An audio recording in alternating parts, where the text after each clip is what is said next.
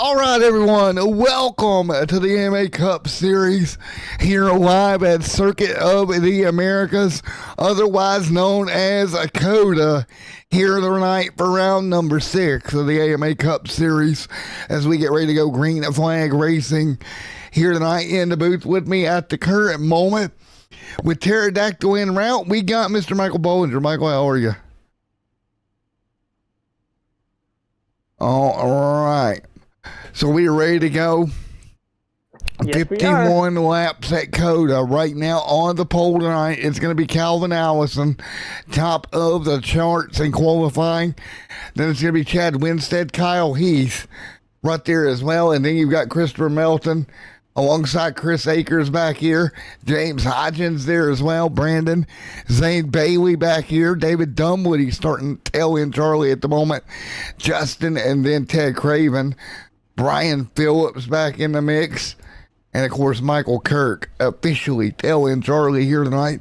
We are ready to go racing. Thank you guys so much for coming out here tonight.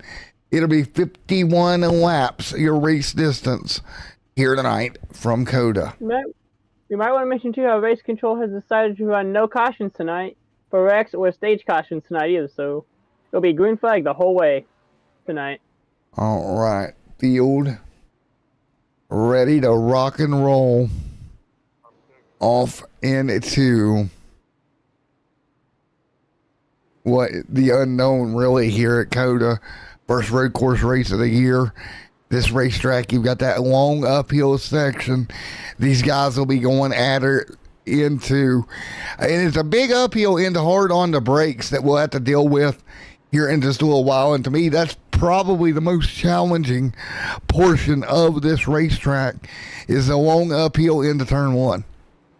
You know, just remember, coming out of that long straightaway, coming out of turn 11, going into turn 12, that's going to be a tough one, too. Because that's going to be another big braking zone we got to be watching as well. Yes, sir. Well, here we go. Allison and Winstead on the front row, ready to go. Paul here tonight. We got Christopher Melton. Everybody ready to go. 51 big, long laps here at Cota. The Grand Prix here at Cota, ready to go. Matt, if you think about it, too, this track is longer than Bristol, Richmond, and Martinsville, the next 3 tracks on the schedule as well.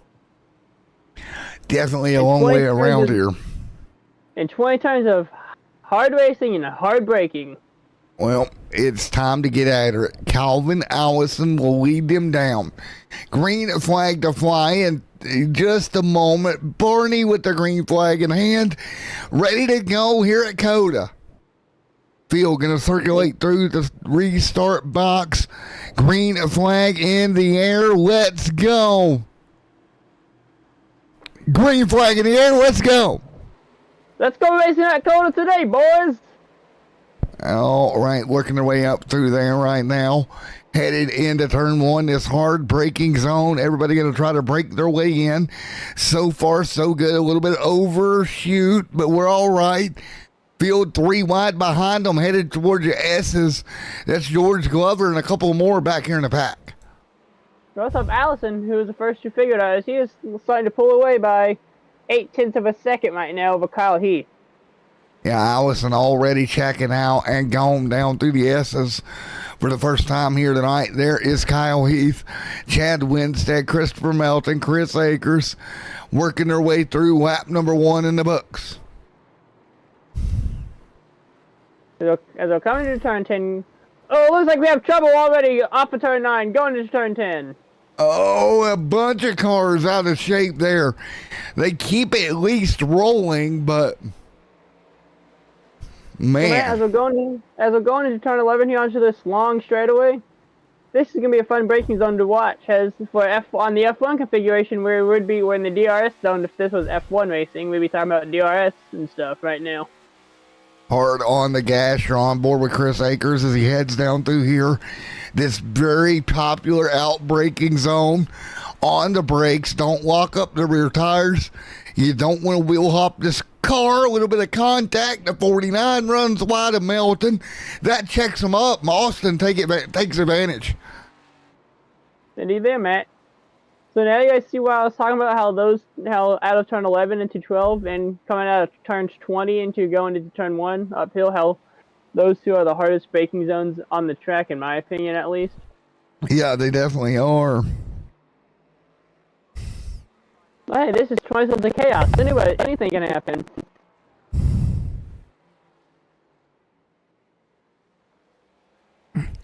So right now, working our way through Calvin, Kyle, Chad, James, Now we do have Hodgins. trouble off the turn. The 91 of Cavern overshoots the turn and goes into the wall. Well, that's not going to be good. Looks like already we have Zane Bailey taking it into the garage and calling it a night early. Bailey's like, nope, I'm not doing this road course thing. He's not doing it tonight. Akers, or Calvin Allison continuing to lead the charge in the 28. We also have Brandon Hinton going into pit road. Max Kirk staying out.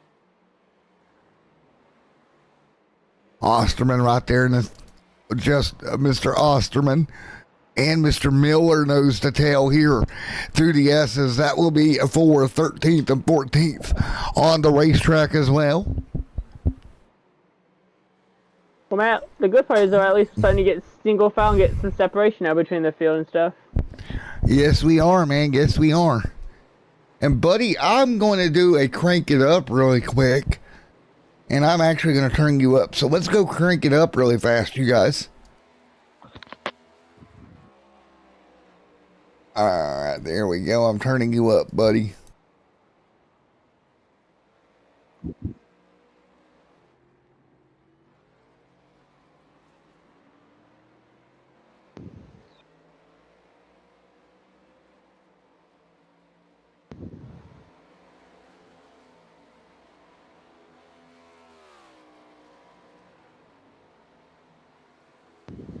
Is it where they can hear us right now?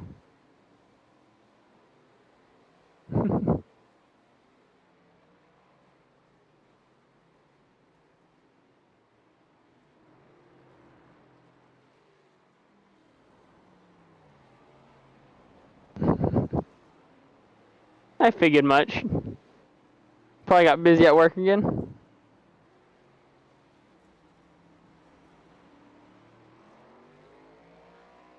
Check 1, 2, 3. Check, check. All right, everybody, and we're back. I had to turn Mr. Bollinger up right here as we're 3 laps on the board right now as they work their way through. Allison continuing to lead with Kyle right there as well. Compton back here. One car having an issue. That is Colby and Chris Akers around out of the final corner, headed onto the main straightaway. Akers going to loop that 29 around. Osterman going into 1 and 2 right now. Trying to make it work on passing Kendall Paul on the 20 of Michael Kirk right now. Take a look here as that battle rages. Paul, nice job. So Through the S's they go. Nice work down through the S's. Somebody hops the curve. That's all. Kendall gonna go way off. Where was Kendall going? He was going to the next county. It looked like he lost control and had you just take the tried to do what he could to keep from getting damaged. Yes, As we're sir. going to turn 11, going to the second long straightaway into the second heavy braking zone into turn 12. Nah, somebody told him there was a really good secret fishing spot back there. He was all amped up about it pre-race. I told him, just wait until you finish the race. You don't got to go adventuring in the woods yet. Apparently, didn't take my advice, but that's what I'm being told he was checking out, Matt. 10-4, and here we go. 3 people, 1 booth. This is where to be fun. Hell, tonight we need all the eyes we can get here at Cota around this massive racetrack. So, Bollinger, if you want to take and keep an eye on 10 and 9 for us, if you don't mind, we'll try to break this up NBC style, Pterodactyl. I love the idea here, Matt. I just want to make sure that everything is good to go here on my end as I'm on a mobile setup right now, last minute schedule change. As you know, right here on Extreme Sim TV, we do everything and anything we can. I'm just getting things just a little more fine-tuned, but I like that idea, Matt. That should work great. Yeah, it should. And right now we're 4 laps in of 51 here tonight, and they're back headed up that long hill back into turn 1, and Calvin Allison already with that 5-second lead, guys. Man, It looks like Ted Cameron possibly having issues right now as well, Matt. Ted As he's going to be multiple laps, as he's look like still going to be on lap 3 Ted here right now. Yeah, Ted's having issues there, Pterodactyl. That car not doing great at all. That's not good. Yeah, from the sounds of it, he's just having a hard time there in that hill climb area. And this track is just treacherous. If you miss a little bit, it's gonna jump up and bite you hard. And I think that's what we're seeing here right now. Early on in this one, a lot of attrition here. Usually at this racetrack, the cream rises to the crop. But the good news here, as we always say, Matt, a lot of time still left on, or I should say, a lot of laps left still to run. That's the silver lining. You just got to try and mitigate the mistakes moving forward. Yeah, and that's what you got to do all night or all day long, rather, is just keep the car on track and keep running straight. That is the main premise of the evening. Well, folks. Gonna do there, Matt. Yes, sir. All right, guys, so we're a little bit in a position here with no cautions. We still need to thank our partners, so we're going to step away and do that. When we come back, we'll be around 5.5 here tonight. So stand by with us. We'll be right back in a moment.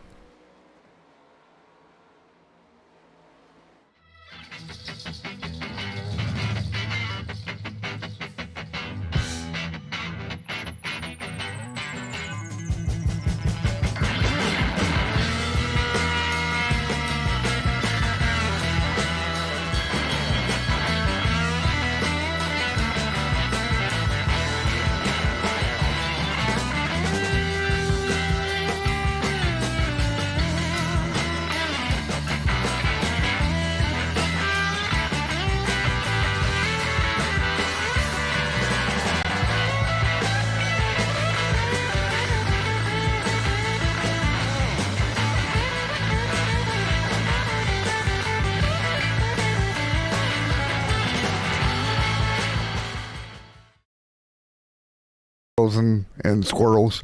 All right, we're back here yet again as we're still underway here tonight. And again, thank you guys so much for joining us here on Extreme Sim TV as we're doing something a little different tonight, guys. Road course racing. That's not something we get to do very much of.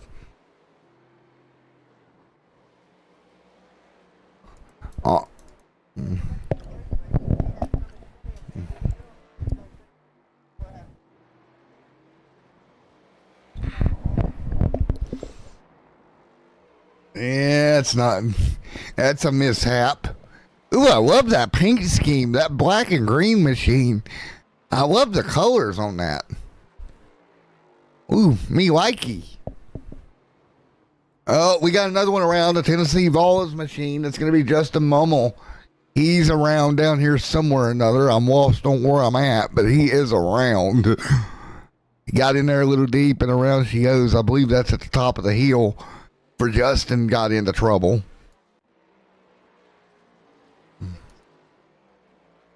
Yeah, exactly. Heck, I thought I was at the bottom. I didn't know where in the world I was at. Meanwhile, next county over, it's going to be Calvin Allison up front by almost 7 seconds. Calvin's absolutely checked out. Kurt coming through. Nice job.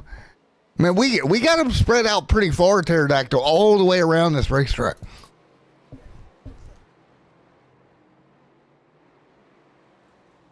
And as look at the difference in lap times as well. I mean, the leader, as you just mentioned, he is in a different county, a zip code galaxy. He is just, I mean, let's just be honest. He is substantially quicker right now than a lot of the other competition on the field. But as you mentioned, Matt, and to your point there, Mike, pleasure being up here in the booth with you for the first time, by the way.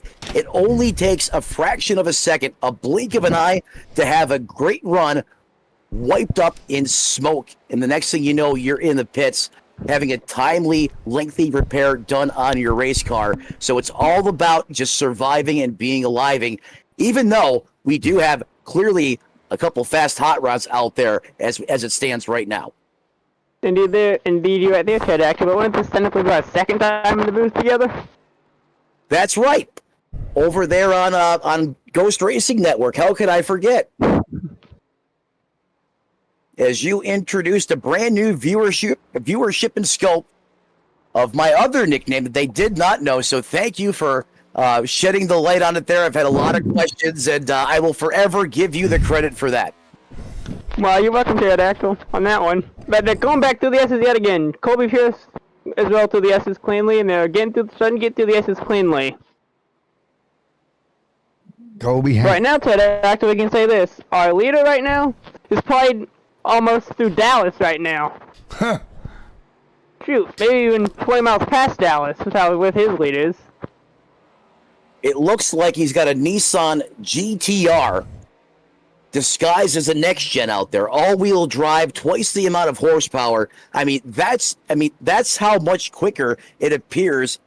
He is than everyone else right now. Not the case, obviously. These cars are all teched and spec'd before they enter the racetrack, but you wouldn't know it looking at the times he's putting up. Yeah, you wouldn't.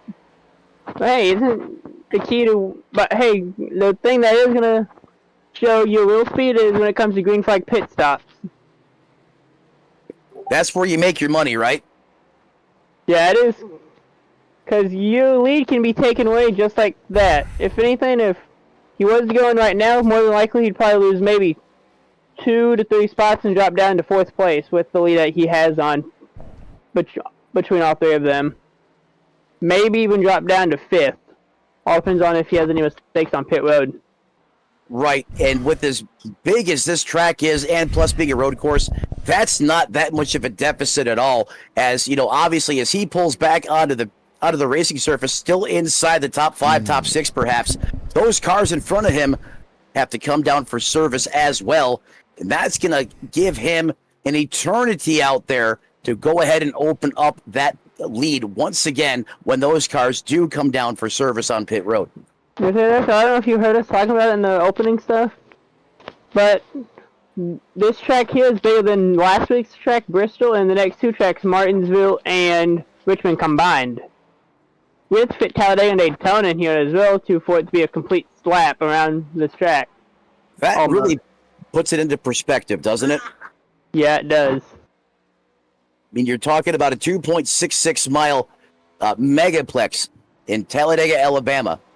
Daytona, the birthplace of speed, in my opinion, and you can fit basically those configurations inside of this configuration. That is absolutely insane to think about. Yeah, it is.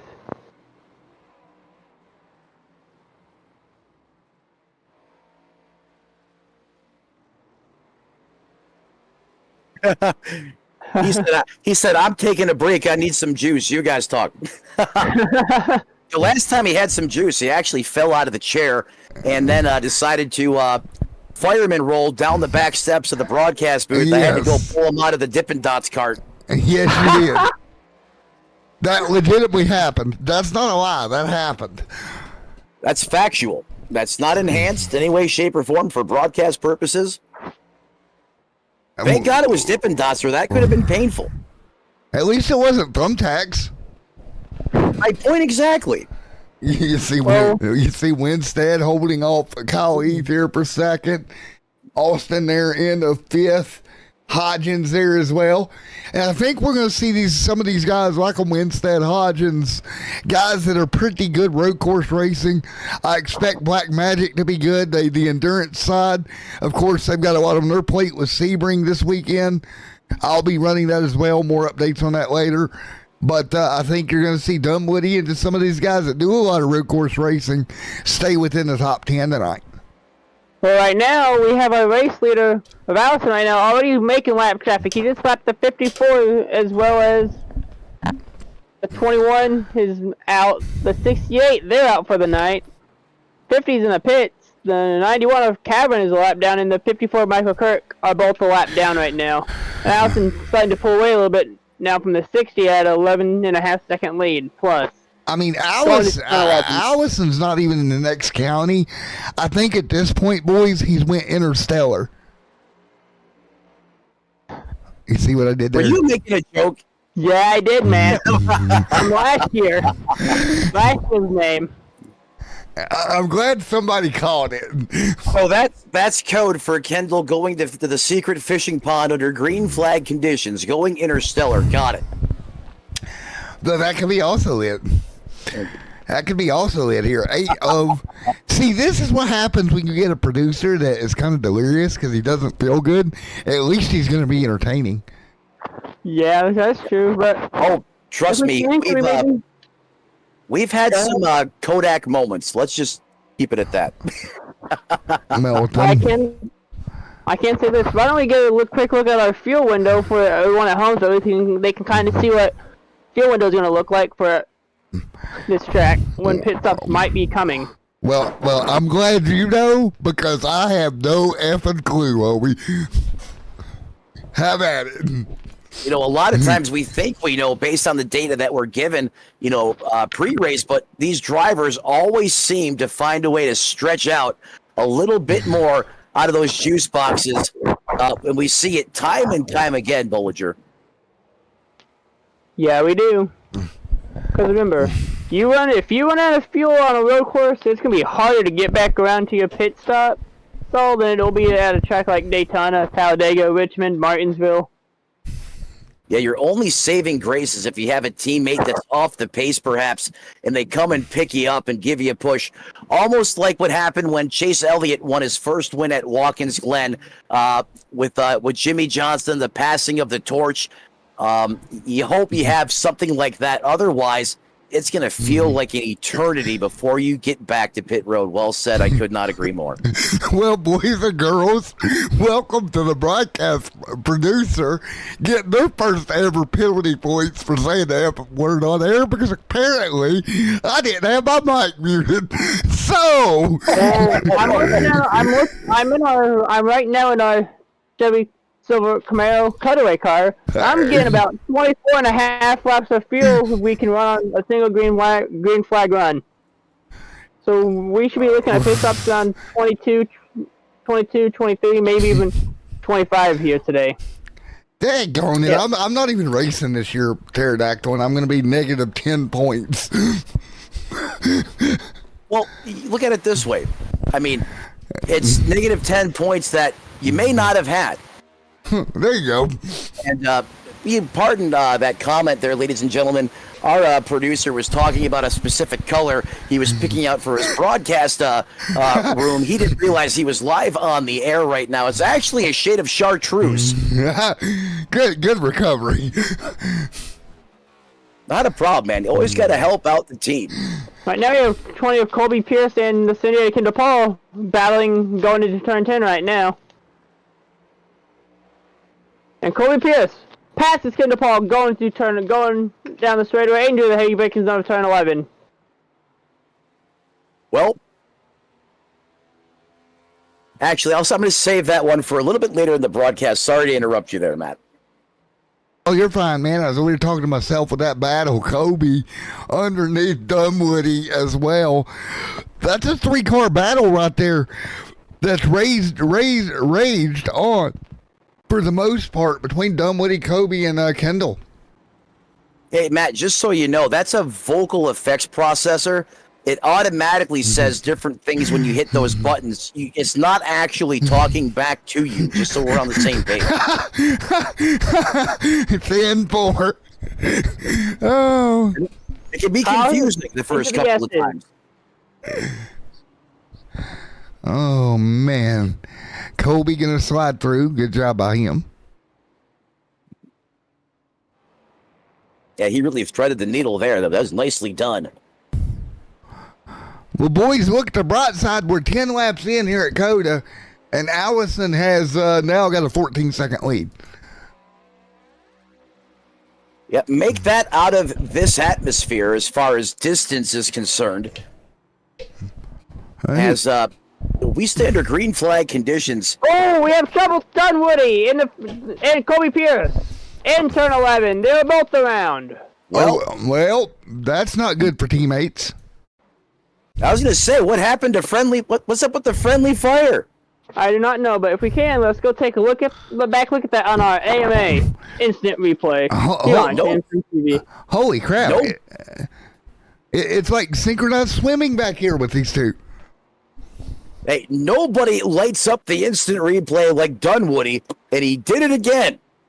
Even to his teammates. Hey, when he's on, he's vibing. You get in his way, you just might find yourself pointing in the wrong direction when all's said and done.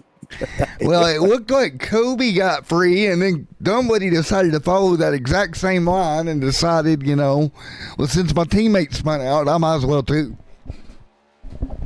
Well, it looks less intentional that way. Right. I'm kidding. David Dunwoody, a great ambassador of this series. Actually, no, they both got loose. Actually, they both spun. Getting a report, it was a tandem drift test. Tandem drifting. Maybe they were trailer racing. Oh man, don't give Kendall any ideas. He has a hard enough time keeping that car on the racetrack as it is. Kendall, trailer racing league. Let's do it. Crash rest. And it looks like the 91 might be having some issues, or he just missed the turn as he was off the racing surface momentarily. Yeah, easy to do that here. I mean, this track is, as far as a road course goes, I don't think there's one as tough as this one on the NASCAR circuit right now. They all have their different characteristics. They all have, their own ways they can jump up and bite you. But this one here, I mean, this is a booby trap, if you ask me, as far as road courses go. And you can see how it is just plaguing and wreaking havoc on some of these drivers here this evening. Indeed, there. Now, the way to really show how hard these guys got to work is, let's go into one of our in-car cameras to show them how hard they got to work. Next lap. Oh, all right, we can do that. Let's go with Kendall. What do you say, Pterodactyl? He's going through the S's. We're on board with him. As we go on board with the You Crash It, I Wreck It Better. I had to stop myself. Oh, God.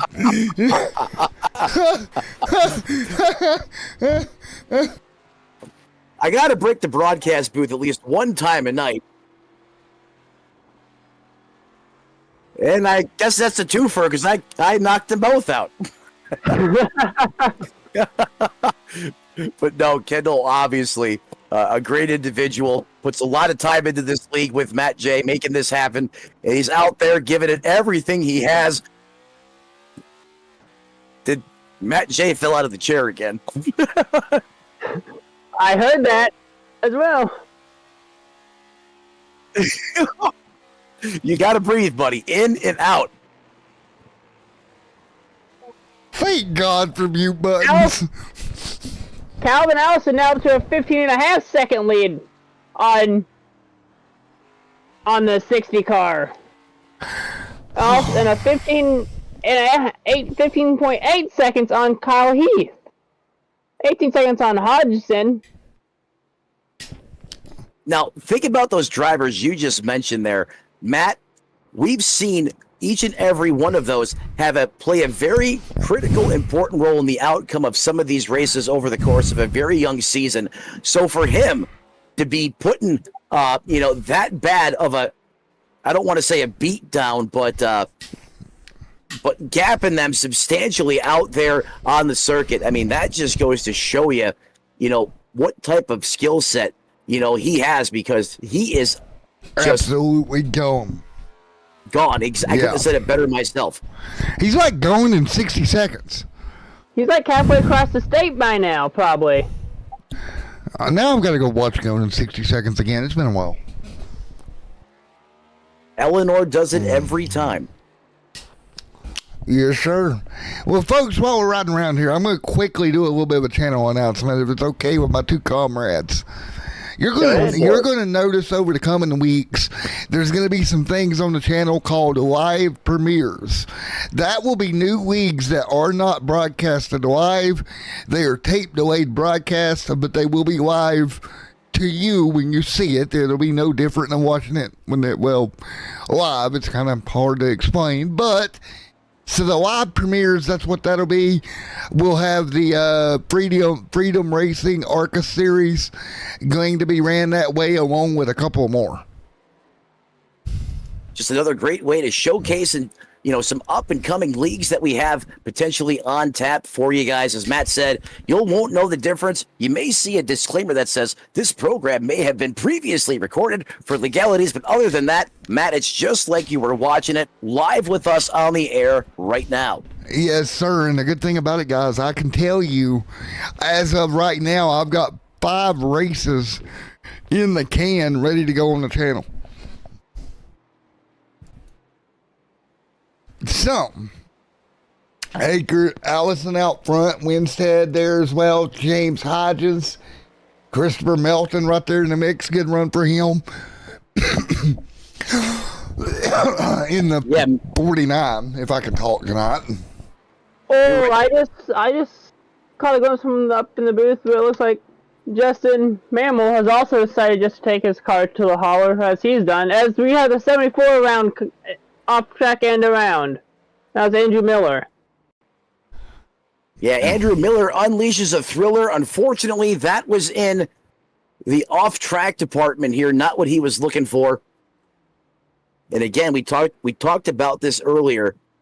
This was a typical, 1.5 mile oval, short track, any type of oval configuration. More than likely, that would have threw out a yellow flag. Unfortunately, not the case here, is each and every off-course incident, self-spin, or anytime you take a visit off the surface, that's going to cost you dearly in time out there on the circuit. Yes, sir. Indeed it will. And I do have to answer a comment I got here. Yeah, man, if you want your league tape delayed, just reach out to me on Facebook and we can...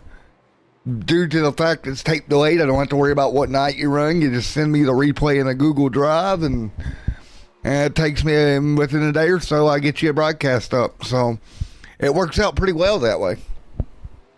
Yeah, it's a great way to help, new startups and up and coming, get that visibility, that traction, help generate, another source, another flow of potential drivers to that league, help build you along. And like I said, Extreme Sim TV, all about supporting the cause here. Yes, sir. And look at Winstead holding their second right now. So Winstead still 18 seconds to gap. But Matt, regardless of the gap, it is still second place. And if I could come out of here in that position, I would be happy for probably at least 3 to 4 months, because that would feel like a win to me. Yes, sir. And with 1 week away with Richmond on the horizon, you get away from this road course. You don't have to worry about road course racing for 5, 6, I'm over here counting weeks really quick. At least the next 10 weeks or so before we get to Sonoma on June the 6th. Yeah, out there in wine country, west coast of California, that's another tough place to navigate. Completely different animal from what we're seeing right now. But as you mentioned, we'll have to go on a wine tour when Extreme Sim TV stops there later on this season. Yes. Oh, isn't it once we go to Sonoma, that will be the continuation, not the final race, but the second to final race on the West Coast swing this year too? With Vegas playoff race in the final. So. I think so, Mike. I think that would be your final West Coast race. Look at that. Look at him pulling that off the top of his head. Unless you count Vegas in the playoffs, though, too. You gotta remember that race, too. Yes, sir. I don't know, Pterodactyl. I don't know if I could have pulled that out of nowhere like that. Well, that's a tough one. I mean, sometimes, all of us as broadcasters, we all have our specialty, our strong suit, and nicely done. Round of applause. I know I couldn't have did that either. As the way the schedule has evolved, especially in real life, we come out to the West Coast to kick the series off now. Don't get me started on Robin. Daytona of the kickoff to the preseason. Then we have to travel all the way back to Daytona, do a mock speed week. Then what we hit Atlanta, and then come all the way back out to the West Coast. And he's right. Depending on how the playoffs fall, this, that, and the other in the AMA Cup Series, we very well could have exactly the scenario that he laid up dynamically on the fly, which is really impressive. I'm still trying to get my head wrapped around how he knew that. But if you also think about it, though, actually, no, Phoenix would actually be the Phoenix where we crown a champion. Will actually, in the final race of the season, will be the final race on the West Coast swing. Actually, because Vegas, it would be. And again, he just keeps hitting us.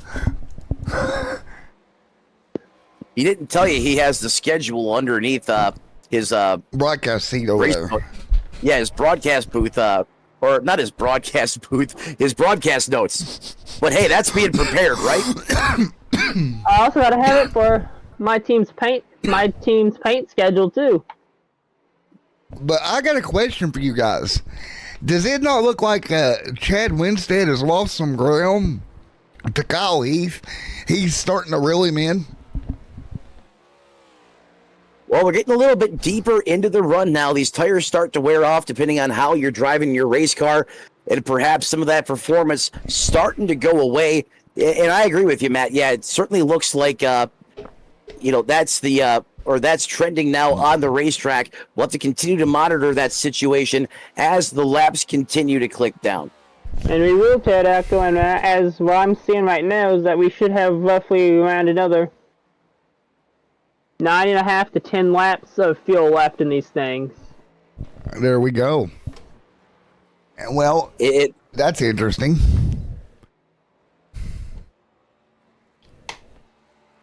Pterodactyl, I got a question for you, buddy. I'm scared. Go ahead. All right. So you've got Richmond coming up. You got here at Cota. You got fuel strategy.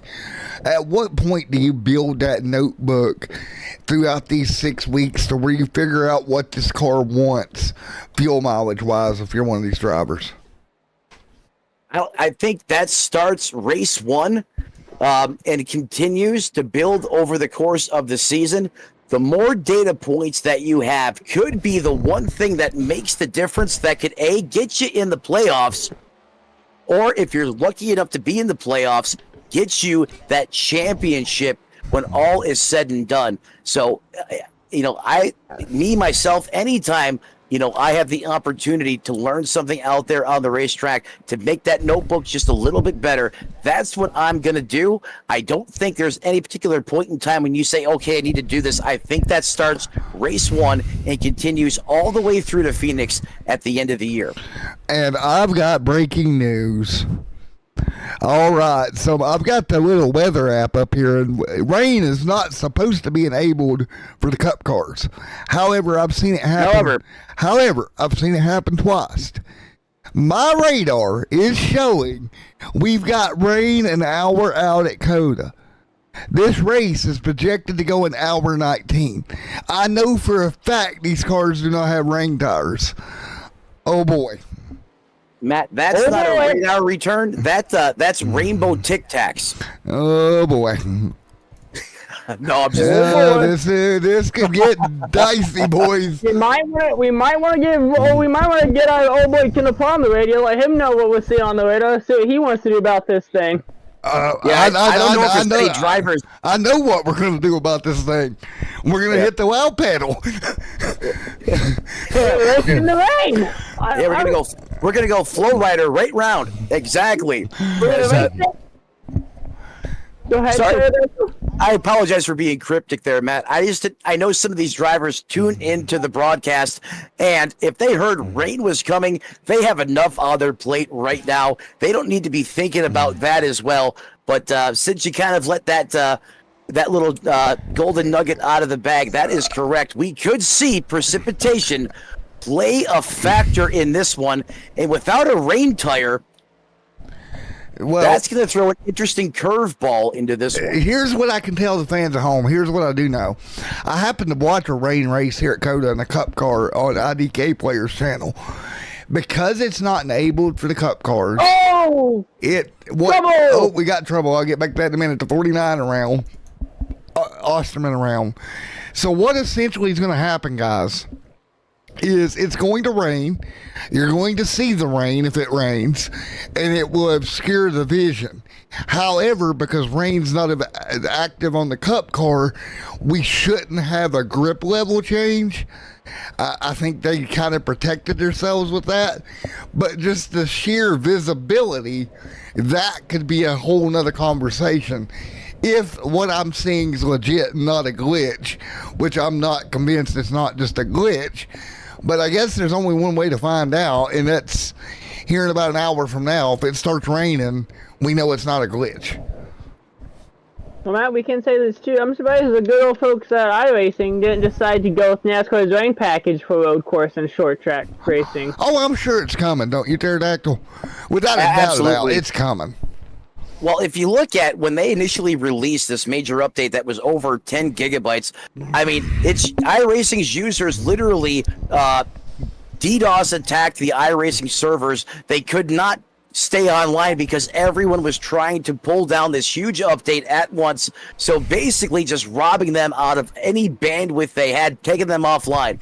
They had to pull the website, the service back down, put a couple more fixes in it, bring it back up, and then we've seen some hot fixes after that. Could you imagine if they gave us everything that this rain update woulda, coulda, shoulda per se? It would have not been very user-friendly for everyone trying to actively use the service, and I agree. It's coming. It just has to be broken up in installments, because otherwise we have issues like we've seen a couple weeks ago. Exactly. Well, boys, right now, the gap out front, 24.259. The gap between Allison and Heath. Well, that's going to be fun when it comes to pit stops here within the next few laps to see if Allison can get in and out without losing a spot to Heath. And I've got another update for you guys, because this might be good news to the driver. I'm using a beta product from a certain company that I can't announce right now. After sending a quick email over, and aka Facebook, it looks like it might be a glitch in their software. So the drivers might get lucky here and not have to deal with it. But boy, oh boy, did that make me take a deep breath there for a moment. Because from what I'm seeing on our radar that we have up here in the booth, looking clear, ain't it? It's looking clean and clear. Nothing but light fog and overcast. And yeah, not seeing any. Go ahead. Pterodactyl, I was about to say, oh, never mind. Chris Akers sideways. Holy moly, he's drifting like he's Paul Walker there for a moment. Hangs on to it. That just might be the don't stain your ride, use Tide moment of the race thus far. But yeah, unfortunately, guys at home, I can't tell you anything about the product just yet. When I'm free to announce it, I will. But I think that's one thing in the coming months these drivers have got to get used to. You know, predicting this stuff, even if it doesn't rain. With the way we have trouble out of one. Trouble out of one and two. I got 89. You. Yep, that's Brian. So even if it don't rain, you're still dealing with cloud movement, the air temperature, the humidity's changing quite a bit. All these things can be a problem.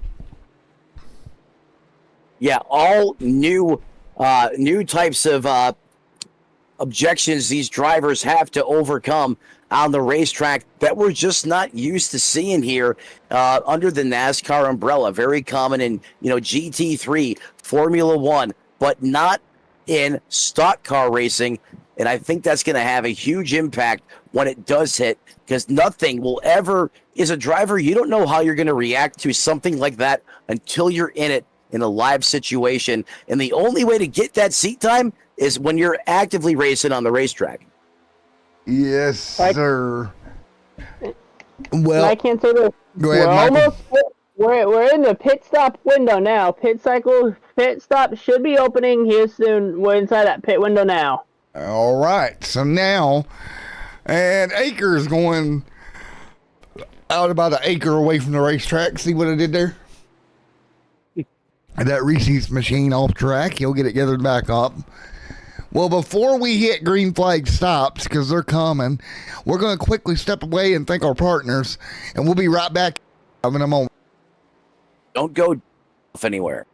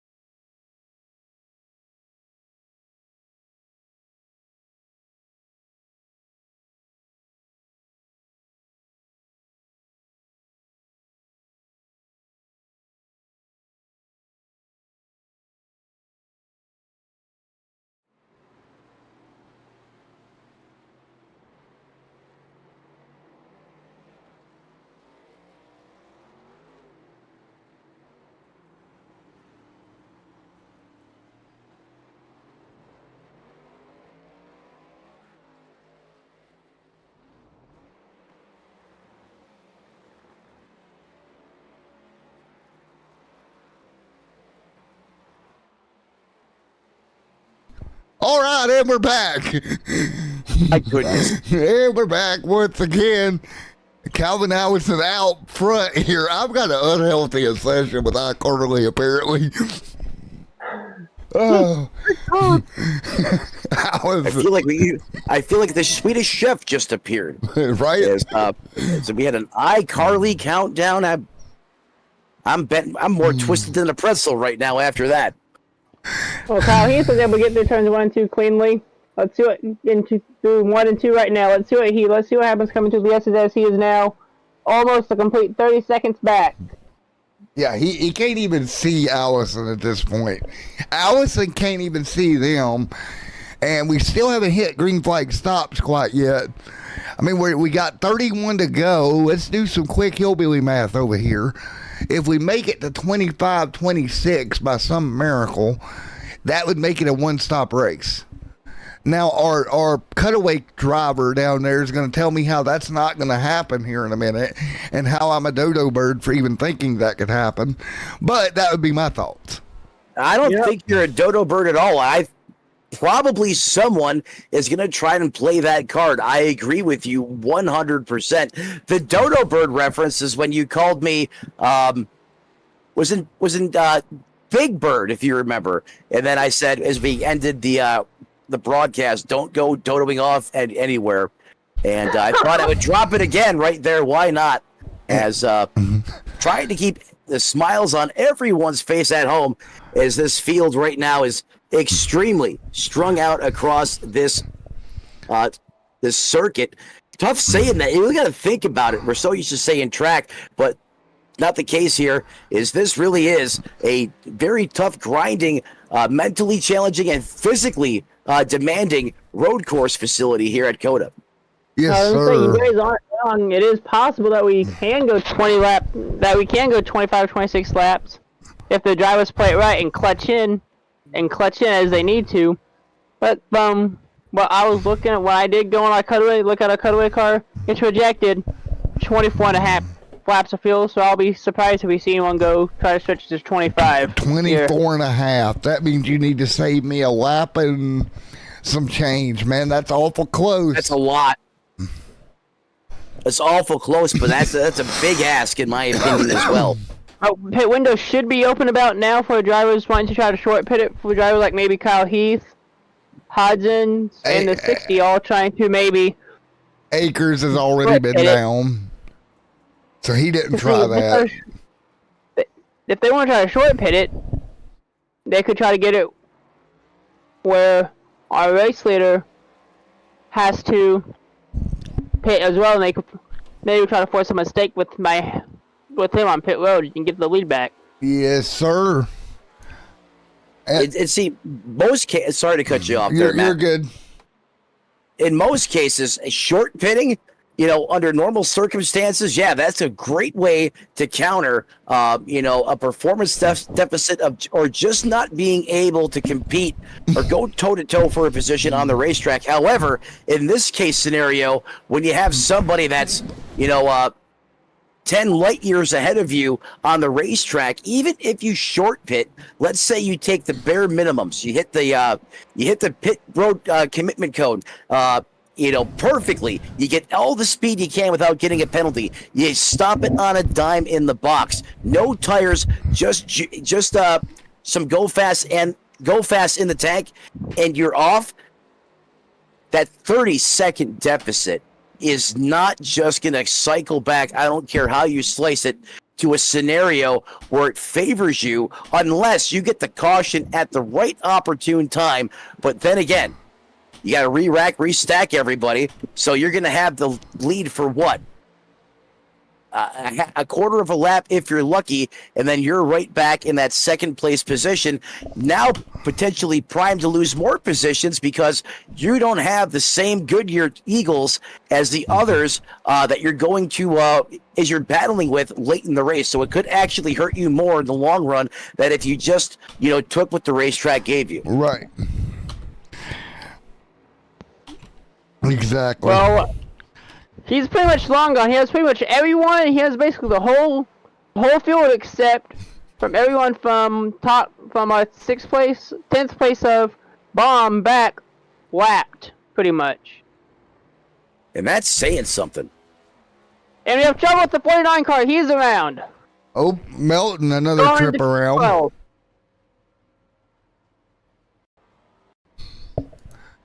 No, it's going to 11 actually. My bad. Hey, no worries. It happens. Like I said, our camera guy's working hard to cover all this action. Right now, your camera guy's broken. His fiance broke him. I'll tell you off air, pterodactyl. It's great. Oh. Oh, the 49 still around. Here comes the leader. Oh, God. That was about Kabooey. I know it sounded excited. I just didn't understand what you said there, Matt. Could you say that one more time, please? That was almost Kabooey. For the Kyle Heath, because the 49 was turned around backwards right away. He almost got caught in the minefield. That's the last thing you want to see if you're Kyle Heath. Thank God it didn't actually come into fruition there. I was looking over at my timing screen, and I look back over, and all I see is a car sitting there, and a car hauling balls right towards him.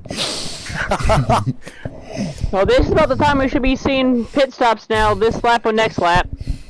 As if I was Osterman, I would not want to be seeing Calvin Allison in my review right now at all, as he is the first car, he is the last car in the lead lap right now. Osterman is. Yeah, Osterman, last car on the lead lap right now, and we still have a little bit of distance left tonight to run before we even think about closing this one out, as it's pretty much been a one-man show here this evening from Cota, live here on Extreme Sim TV. But Matt, Mike, these other drivers, they have not given up. They have stuck with it, and you can see their lap times have steadily improved over the course of the run tonight. Guys. Matt's going to go ahead and go back to the production hauler.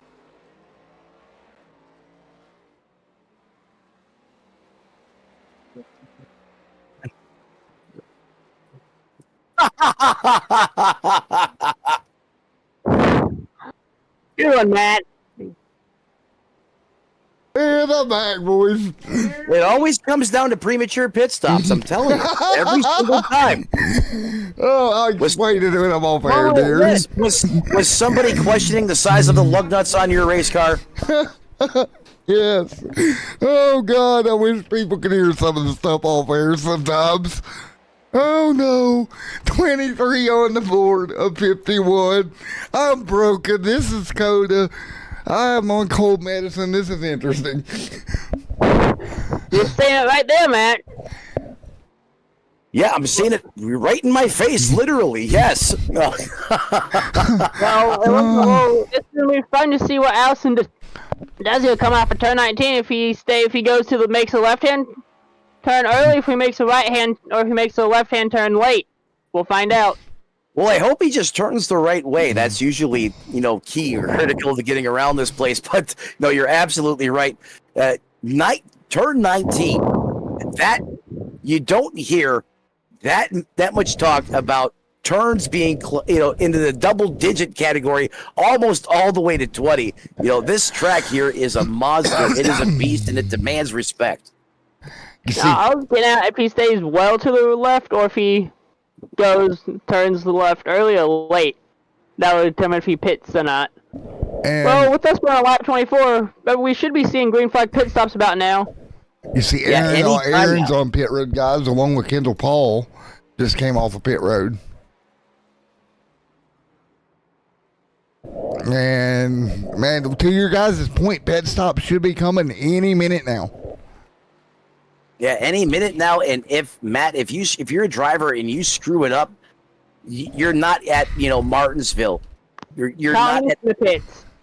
He's now in the pits. You're not at a short track like Martinsville or Richmond. You have to go, it feels like for days before you complete a lap here at Cota. Virtually, that's your any potential chance you had of winning this race gone. That vaporized in smoke if you make a mistake on the money stop coming up.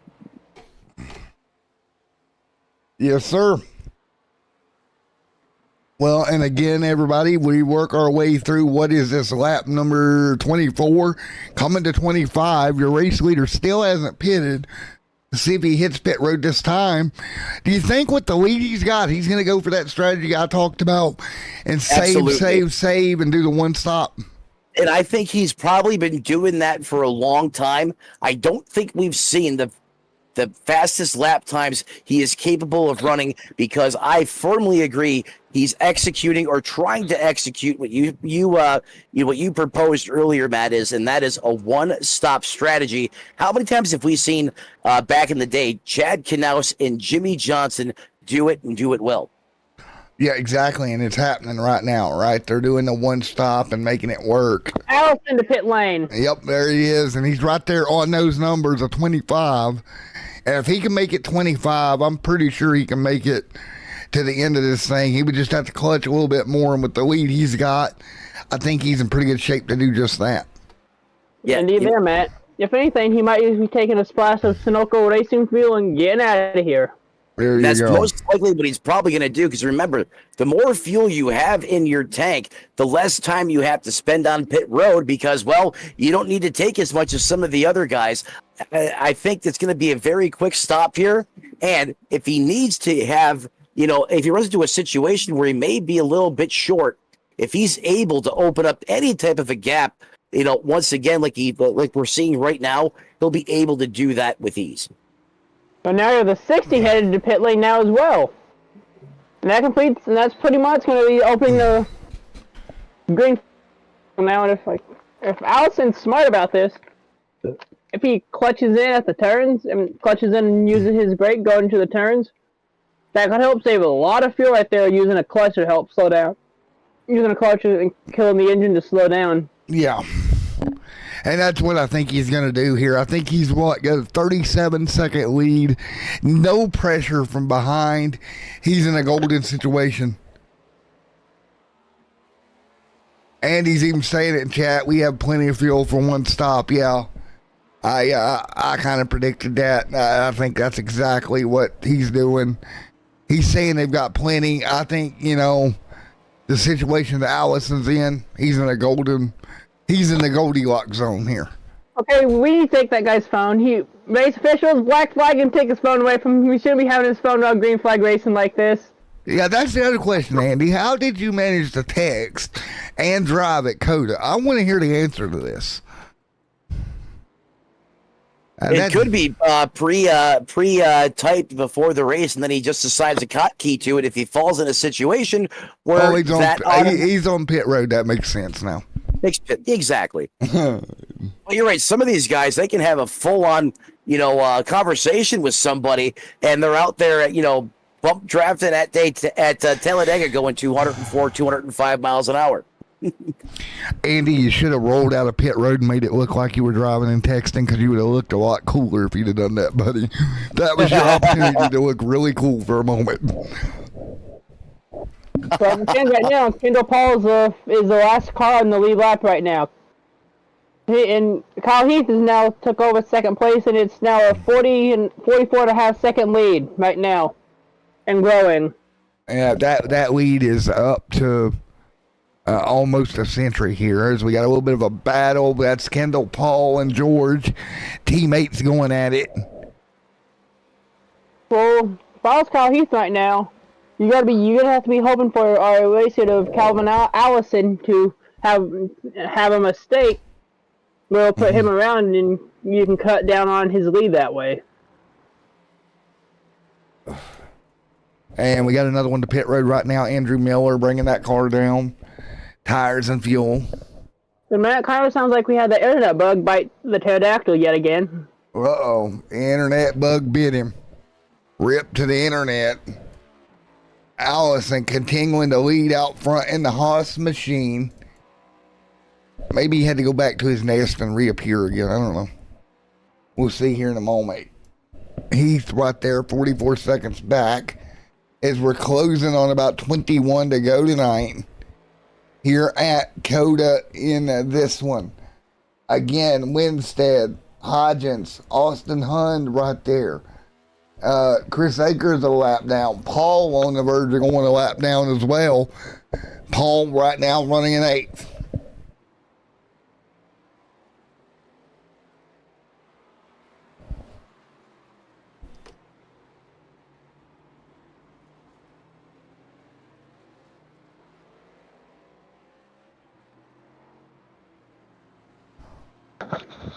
So Alvin's right on Calvin's bump, right on Kendall Paul's bumper, and Kendall Paul trying to put a fire on it, but I don't think it's be enough. No, it's not.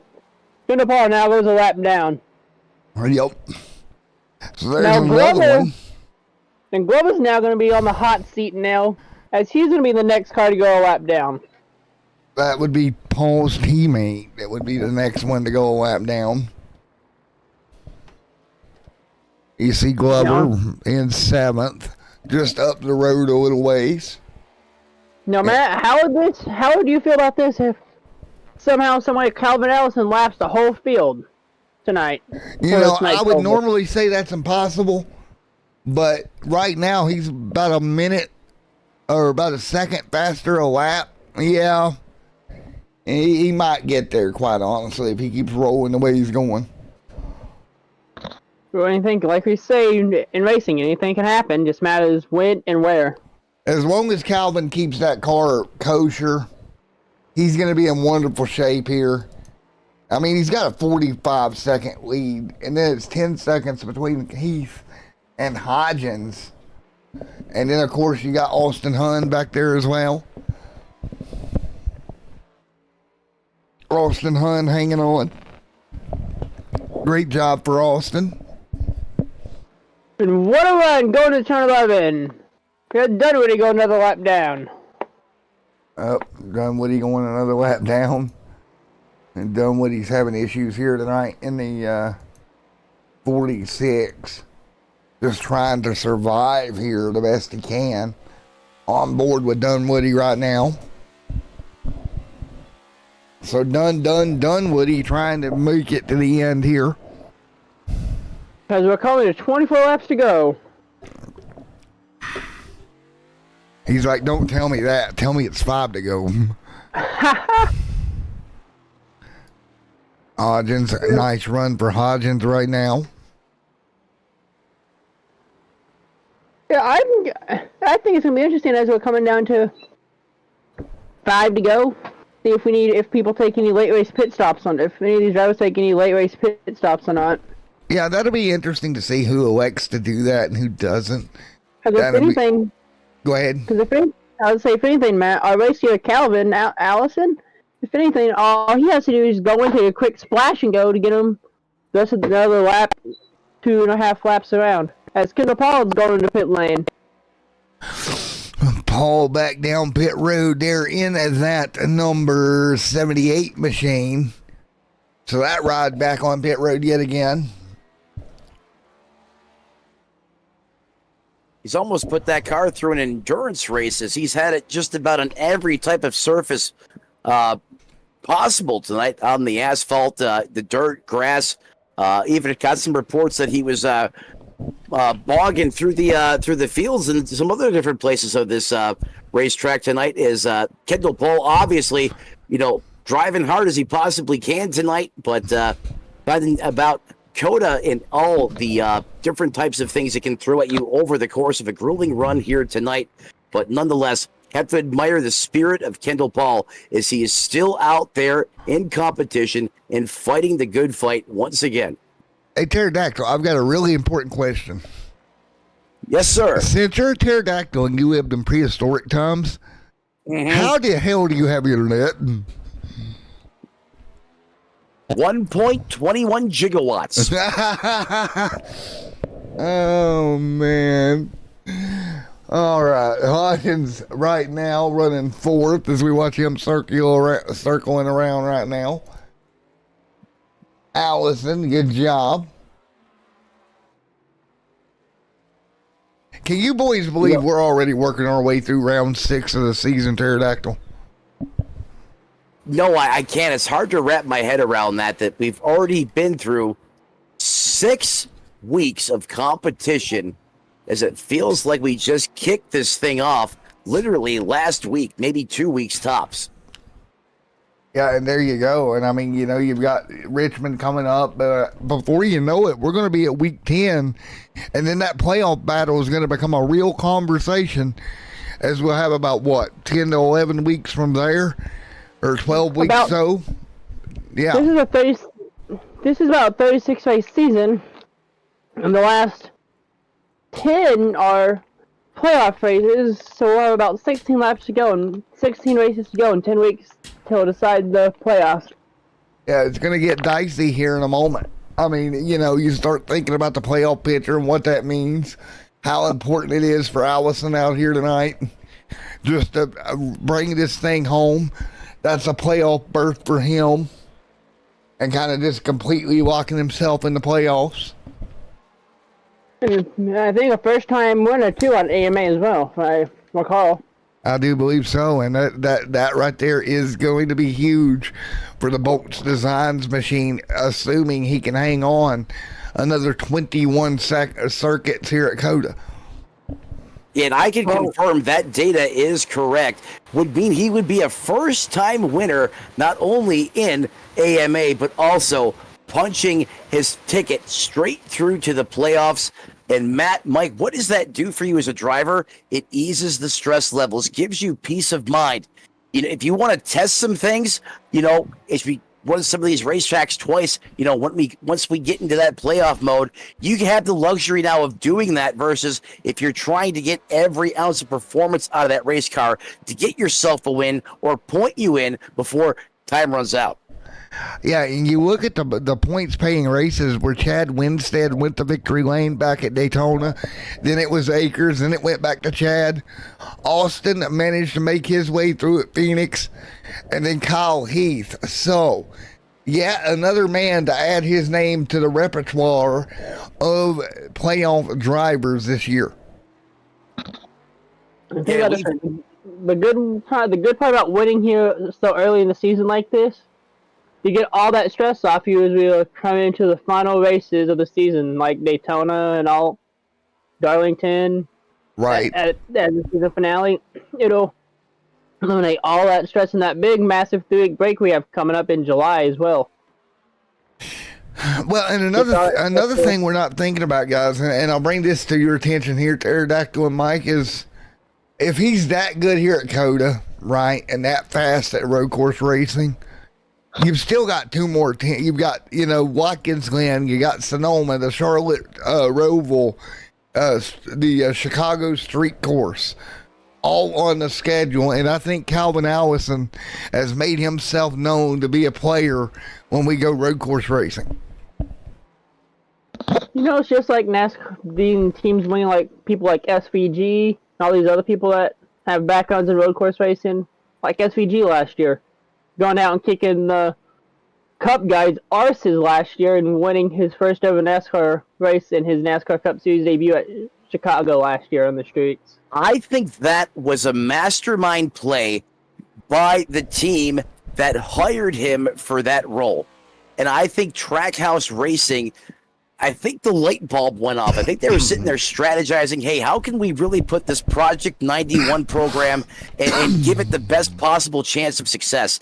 They took the perfect storm and gave it the perfect catalyst, and that was a person that has all kinds of experience in this car, because let's face it, the next-gen car is really an Australian supercar or Super V8. That's really what it is, the heart of it. SVG, a ton of time in this car. Then what do? We put him on something completely unorthodox under the NASCAR umbrella, which is a road course. Well, guess what? SVG runs these types of configurations all the time. He put 2 and 2 together. He was able to pull, probably one of the best Hail Marys ever in motorsports, if you ask me. He gets, potentially the best person on the face of the planet to drive that car, and lo and behold, he wins the race. I really think that's the reason why he was able to do that, is simply because the NASCAR Cup regulars have never had any type of experience running on a circuit like that, where SVG, does it for, basically, breakfast, lunch, and dinner for multiple years now. Yeah, and it equates right back here to iRacing, right? You get a guy like Exactly. Calvin, so good at this stock car and road coursing in this car, it's going to play dividends all year long. I'm telling you, he is. I really want to Go ahead. I was saying, I really want to see how SVG performs against, the Cup regulars at tracks or road courses that they have some seat time at. And I'll have those. I already have those dates circled on my calendar. But nonetheless, even outside of that, so good to have SVG here in the United States. I really miss Marcus Ambrose, another Australian who had a really core following here in NASCAR back in the mid to late 2000s, and great to have another representative from Australia in the sport. As our Australian fans throw Vegemite at you for messing up the name of the V8 Supercar Series. Isn't it the Australian V8 Supercar Series? You got it the second time, I think. But the first time, and you see, they're not going to let you buy with one mulligan. They're just going to automatically start throwing it at you. Well, as long as it's Foster's in the form of beer cans, I'm okay with that. I can't say this is a pterodactyl. I was reading stuff the other day about SVG racing this weekend. Can you confirm if that's true or not, where SVG would be racing at Cota? I'm pretty sure. I would think so. That would make sense to me. By the way, the gap now, boys, 58 seconds. A minute now. Down to 59 seconds. Yeah, he has basically went space shuttle status. And the other issue here is pretty much everybody is equally spread apart by 4, 5, 6 seconds right now. Well, that does prevent them from running into each other. That's a positive there. And you know what? You're this far into the race. If you just want to come home with a car in one piece and said, hey, I was able to run all the laps here, and check the boxes. And sometimes giving yourself, that type of real estate to work with without having another race car in your immediate vicinity helps you accomplish that goal, especially if you go off track or have a little bit of an incident before that checkered flag flies. Well, boys, we're within the Extreme Sim TV 20 to go here tonight, you guys. So 20 more circuits to wind this one out here tonight. We do it all again tomorrow night with the Xfinity, and again on Friday with the Truck Series back here at Cota as well. And I believe tonight this is where Matt J puts his Hammer Time pants on and does his own rendition of "Can't Touch This." No. Can't touch this. No. Can't touch this. No. There we go. Now I know why- That's now all I- we're getting tonight. Well, you guys can say this. You guys are gonna be seeing. It's gonna be scary for me come Friday, as I take part in the Trak Racer action come Friday night. I guess tomorrow night, guys, I guess the song of choice, I can go with Sabrina Carpenter's Nonsense. I can sing that tomorrow night. 19 to go this time by. As long as it's not the Spice Girls. Right? Hey, I can get down to some Spice Girls. You did earlier this season. 19 to go. Well, Matt, with laps winding down fast, and we have our race leader Calvin Allison pulling away ever so slightly lap by lap. It looks like his lead so far is extended by, on fifth place, a minute and a half, 1 minute 27 seconds. Yep. On fourth place, it's a minute 22. On third, it's minute 14, and on fifth, it's a minute 15. So all within about 15 seconds of each other. There we go. Well, boys, we're at that point of the night. Why don't we give both our partners one final shout out before we run this thing to the end? That's right, ladies and gentlemen. We're going to step aside, pace and build.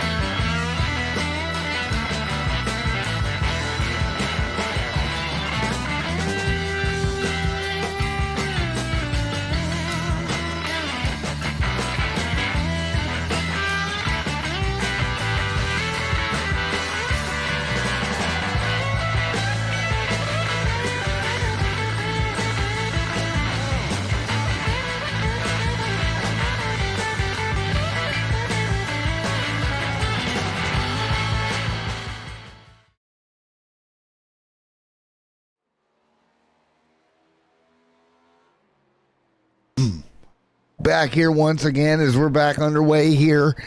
Again, coming to 18 to go for Calvin Allison, who has absolutely dominated this field.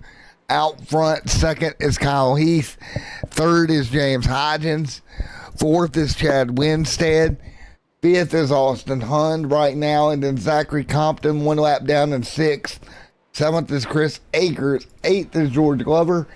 Aaron and Kendall Paul rounds out your top 10. Well, Matt, let's put it like this. If we had cautions here tonight, the speed wouldn't be where it is right now. Wouldn't be how it is right now. And we'd have already probably had like 14 cautions by now. Maybe even Right. 9 or 10 cautions right now. Yeah, the lack of yellows have definitely allowed it to get spread apart relatively well throughout the field here, coming to 17 to go.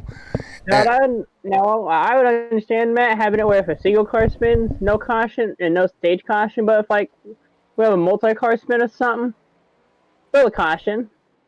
Helps get cars from getting collected, more cars getting collected and damage being everywhere.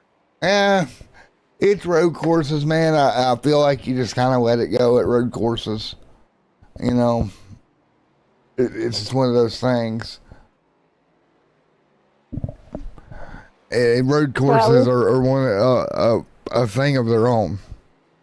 Well, Matt, I can't say this. At least we're going back to the ovals next week.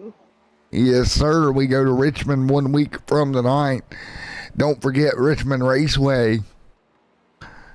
Coming up next week, Richmond, Virginia. That'll be a ton of fun. Short track racing on a Wednesday night next week. I thought we were going to Martinsville next week. Nope, Richmond next week. I think, if I remember, the truck series off next week, right? I think the trucks are off at Richmond, and then the week after that is Martinsville. Good buddies, I can go look at our truck series schedule for you, and I can give you a look. So there'll be 17 to go this time by. As Yes, trucks off next week.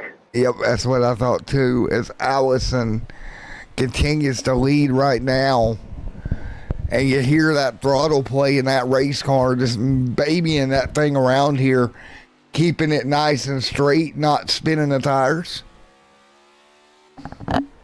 Again, downshifting relatively well is also just doing everything right here tonight. May I say we go on board one more time with our race leader for a lap? They can kind of see how hard he's having to work right now to maintain his minute-and-a-half lead on the field right now. Yes, sir. And we're going to let you listen in as well as he works his way around here. So let's crank it up, Matt.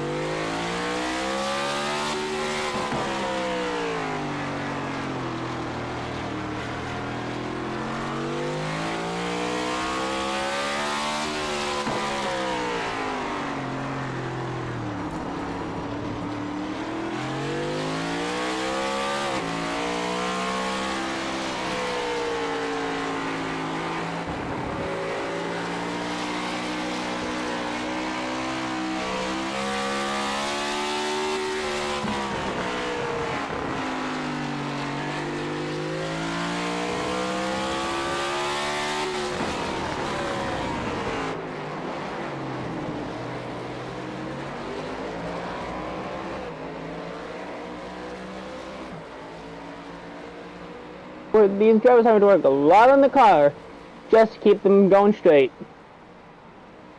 There you go. And again, moving his way through is Allison Hodgins. Looks like that issue's been coming off through turn one, Matt. And yep, a little bit of an issue, not too bad. Good save by him. Good save by Allison there. He's going through the S's, and looks like he has Dunwoody right in front of him yet again. Dunwoody looks like he's about to go back another lap down. Yeah, you see Calvin right there continuing to pull away. Meanwhile, Austin and Chad Winstead going at it as well. 15 to go. So it'll be 15 to go here tonight from Cota. There goes the 46 going another lap down, and that's the 46 of... Just one quick second for our timing to reset, and we'll get you the name in just a moment. I'm getting the 46 of Dunwoody. Dunwoody just now went another lap down.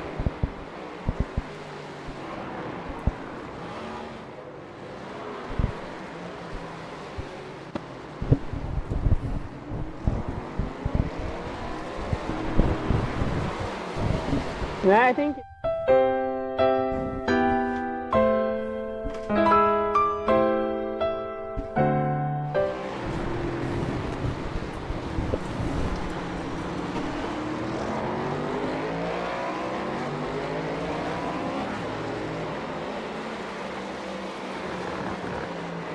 Sounds good, Matt.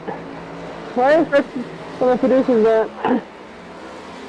It's going to be me the rest of the night as our other voices are not, as one of our other voices not filming his voice is shot.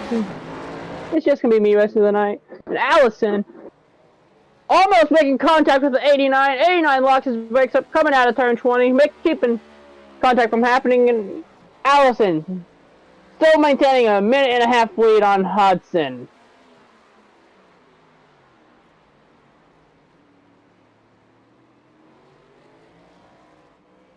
With 15 to go, coming to 14 to go, this time by at the line. Allison still out front, coming to the S's right now. And we went to major lockup, going to turn 11. In default, going down the longest straightaway here at Cota. With the heavy downhill braking into turn 12. The 6 almost puts himself on the lid, hits one of the rumble strips and almost goes on the lid. That's the 6 of Aaron Baum. 9th place, 1 lap down.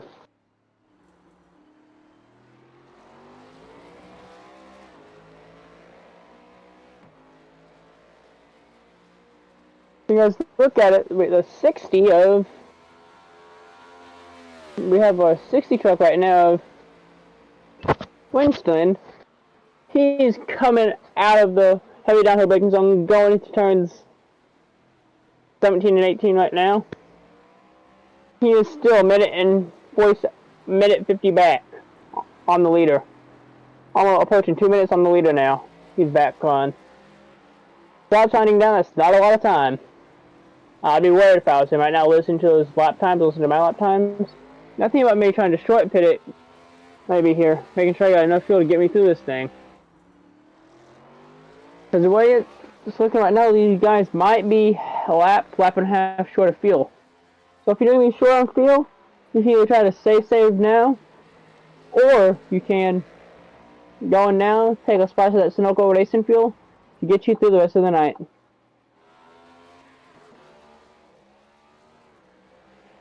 Coming to 6, we're getting ready to come down to 16 to go up the line.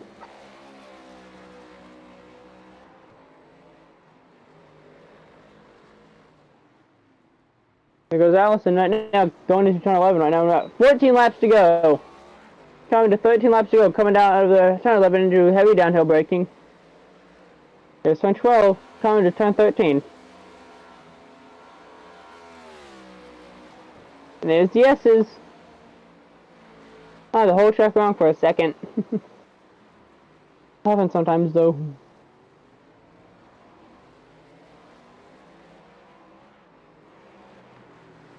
Either the S's. It could be a lot of things. Oh, there's turn 10, so that was the S's coming to turn 11 right now. Coming down to turn 11. Our race leader, Allison, still pulling away.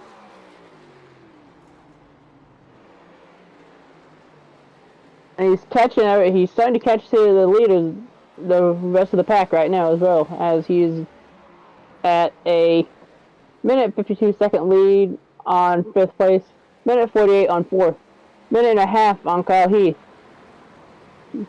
minute 27 on Hudson.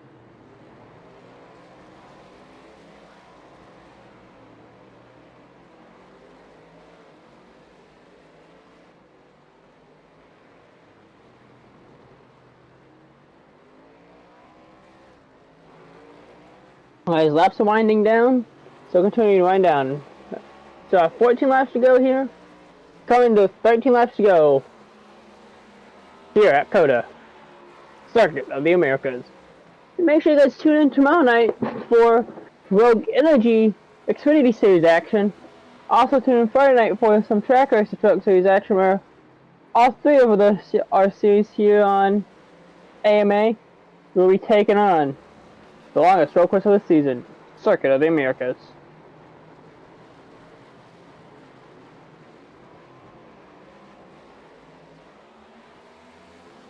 And 12 laps to go at the line. 13 laps to go this time by will be we're at 13 laps to go. We're coming to 12 laps to go at the line this time by. Since the laps are winding down, ever since everyone started getting away from each other, we've been noticing less spins and stuff, and the only spins we've been seeing are from spinning out in the braking zones and stuff, or missing the turn. Or heavy braking because you broke too late. You hit your brakes way too late. Locked up your brakes, couldn't get in the turn, you got rear-ended. There's a lot of stuff that goes into play right now. The major one is hitting your marks and avoiding getting into incidents, and avoiding being in incidents. Now it's possible here they don't have to stop again, but now I know we said it all, but it all comes down to pit strategy. Pit strategy can either win or lose you your race.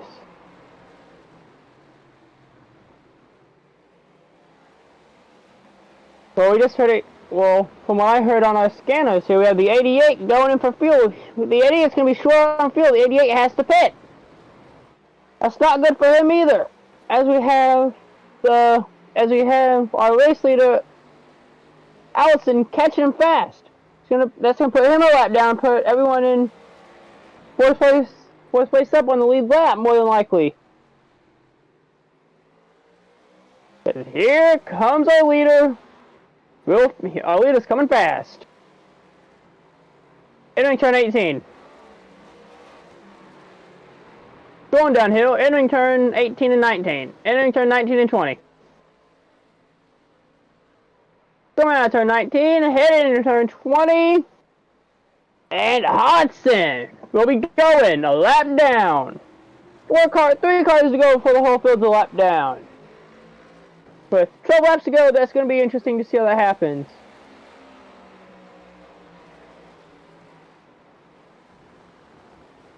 Hodson just barely got out of the pits just in time.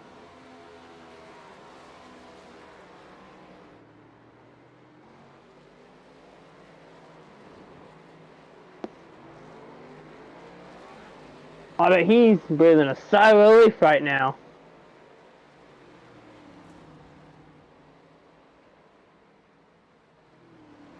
He's still not going to have enough time to catch our leader of Calvin Allison. He's pretty much led this thing from the beginning and has not led this thing from the drop of the green and has not looked back since.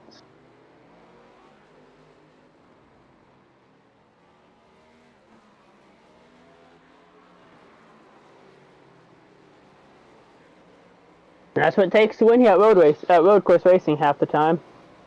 Well, Hodgson, probably going to be taking a real close look at his relative right now is we have our race leader catching him fast. And our race leader can just barely see him out his front windshield, knowing he's about to have one more car lapped here in a few moments. Fucking Hodgson stay out in front of him. Coming to 11 to go. We'll find out.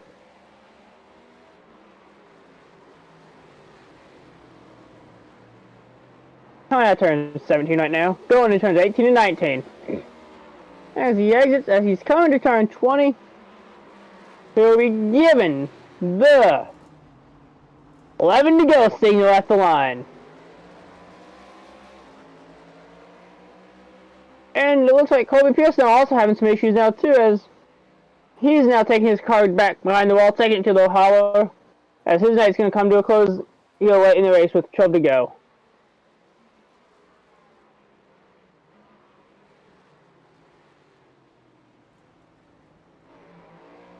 Now, as you can see, just on the end of the straightaway is your first place car, the 88 of Hodgson right now.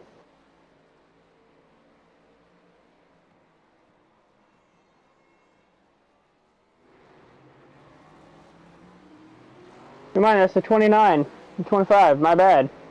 That's the 29 of Akers. He's about to go second. He's about to go 2 laps down.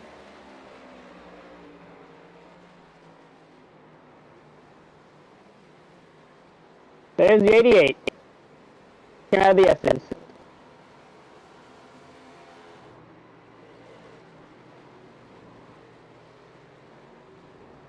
Let's have a 60 now at 2 minutes. The 28 has 2 minutes on the 60 now, approaching 2 minutes on the 95 as well. Kyle Heath is the only person that's more likely going to stay on the lead lap. But there's still a lot of racing left to go here, race fans, as we're going to turn 11, going downhill, going to go braking downhills, heavy braking coming to turn 13, as it's going to be hard braking.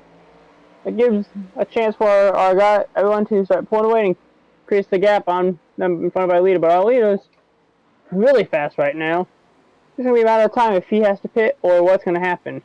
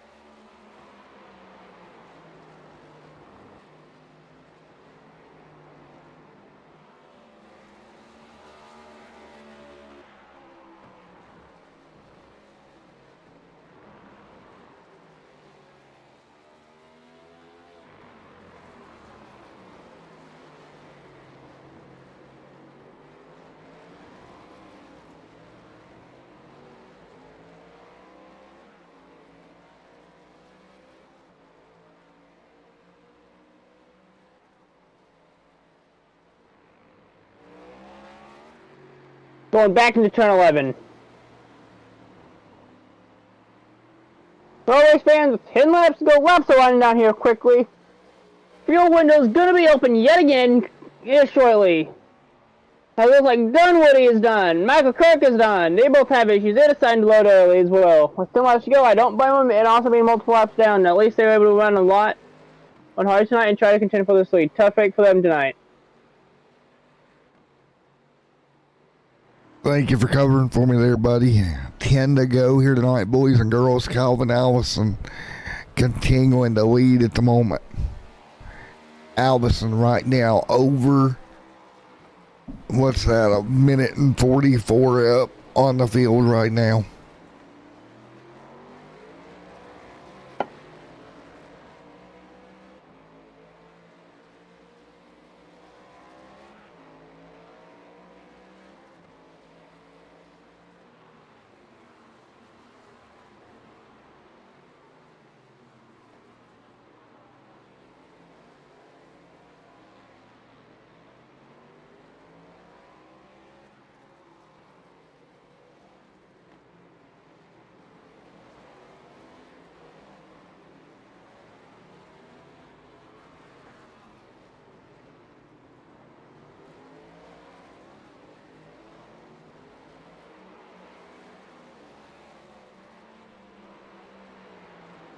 Real fast.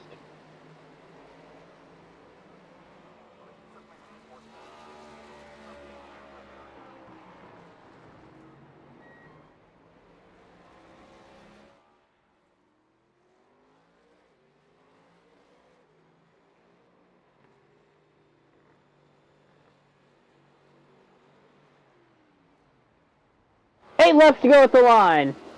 Laps are winding down. Kendall Paul about to go another lap down. The 88's fixing to go a lap down. 95 in the pits.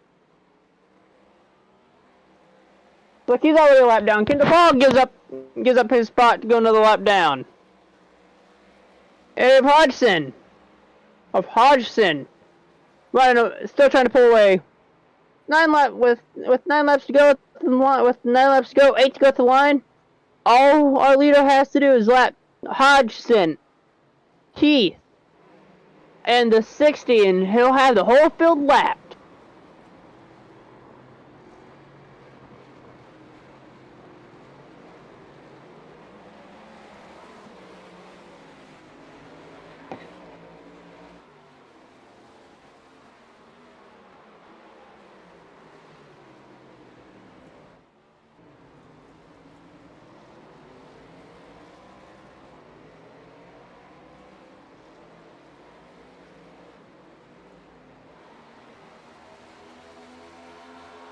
Well, racing's at home, I think it's pretty much safe to say. Allison dominated since drop of the green. It looks like now he's working on passing the 88 right now, putting the 88 lap down as well. The 88 knows it's coming. 88 still trying to fight down the lead lap, but it's not going to do as the 28 passes him, and all he has to do now is worry about passing the 60 and Kyle Heath. Then he would have lapped the whole field. Can he do it in 9 laps? We will find out.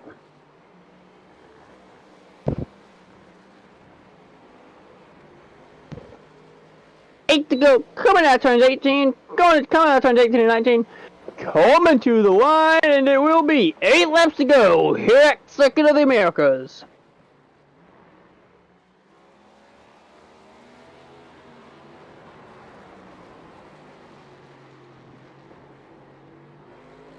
Trouble at turn 20.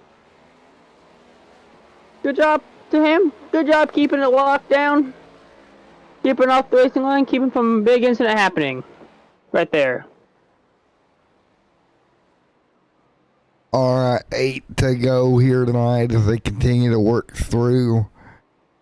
Right now, Allison continuing to lead by 1 minute and 53 over the field here tonight. You're watching AMA Cup Series here on Extreme Sim TV here live at Cota.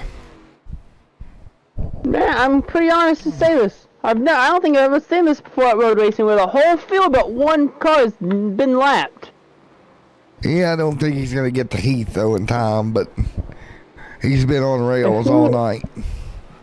The only way he can get to Heath in time is if Heath makes a pit stop. Yep. He comes into the pits late. But there's a chance the race leader might have to pit as well for a splash and go. There we go. 8 laps to go. 7 to go at the line. And we'll wrap this one up at Cota tonight. You see, From there, Matt, you get your rest. Smile. oh, yeah, for real. 7 to go. You don't really got commentary tomorrow, Matt. You get someone else to take your spot tomorrow. And you just sit down, produce while we do the commentary for you. 10-4 on that one, buddy. All right, If it comes down to it on Friday, and if it comes down to it on Friday, I'll swap my suit. I'll swap my fire suit for a for a broadcast suit, and I'll leave my truck in the holler if it come down to it Friday. Right now, 7 to go, and at the moment, Allison continuing to lead right now. It'll be 7 to go this time, and you hear Kyle Heath's car completely shutting off through the S's. So he's through the top of the hill. So he's saving a ton of fuel in that race car right now. On board right now with Calvin as he continues to rocket through. 7 laps to go. Well, Matt, as we did mention, if Kyle Heath saves the rest of the way and our race leader does manage to run out of fuel, Kyle Heath has a good chance at winning this tonight. Yes, sir. And you see it So here. with Kyle Heath now falling to just over 2 minutes behind now, I don't think it's going to be possible. No, I don't think so either. But also, all it takes is one wrong move by Allison, and Kyle Heath will be new race leader. Yeah, that's all it's going to take with 6 to go. Again, it'll be 6 to go this time by. 6 to go indeed, and it'll be 1 lap away, and we're 1 lap away from the high five being in the air.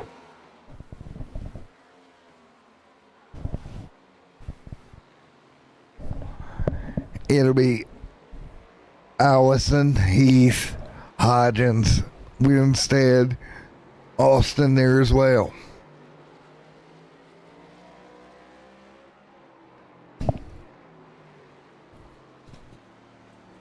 Now it looks like he is trying to catch Kyle Heath here, but I don't think it'll be enough to put him a lap down, though. 10-4 with 6 to go this time by. I just don't see it. Neither do I, but if Kyle Heath is killing his car, saving in our race leader not shutting his car off, that gives our race leader an advantage here because he's still able to maintain his speed and catch Kyle Heath fast.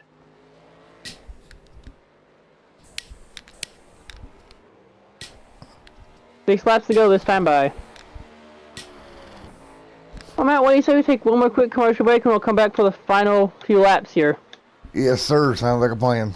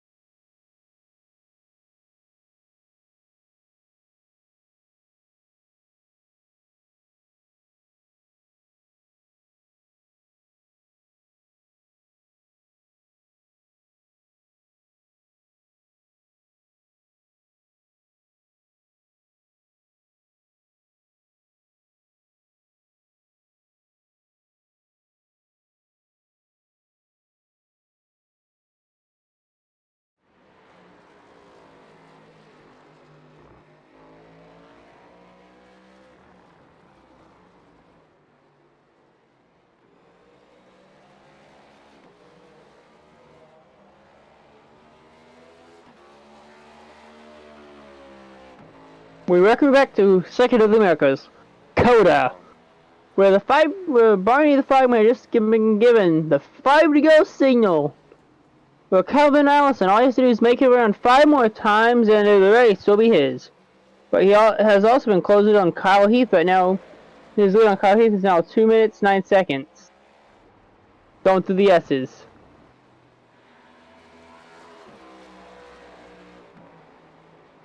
Yes, sir. And right now, coming to 4 to go right the moment. He's right here, 2 minutes and 7 seconds back on the field.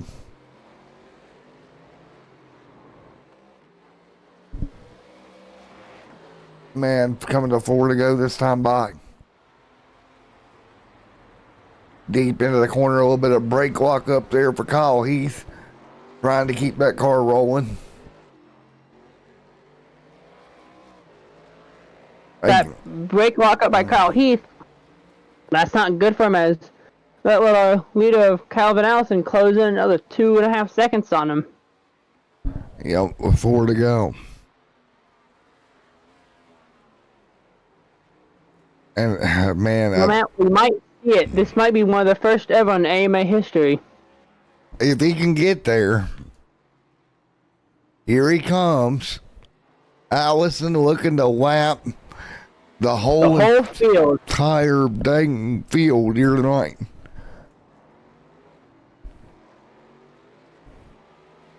And But how long can he hold on to the whole field being lapped, though, is the question. yeah, I think he's going to get there. He's got 4 laps. And Matt, I wish you had one of those vertical tickers right now where we can get a square. You can show everybody at home what we're talking about in a vertical ticker style. Well, right now, you've only got 2 on the lead lap, and that's about to be one here very Everybody on the lead shortly. lap. Yeah, The only person on the lead lap is going to be our leader. 4 to much. go. At this point, our racer can pretty much coast from here. Yep. But even Kyle Heath, if Kyle Heath can still win this though, if our racer blows his engine, this race will belong to Kyle Heath.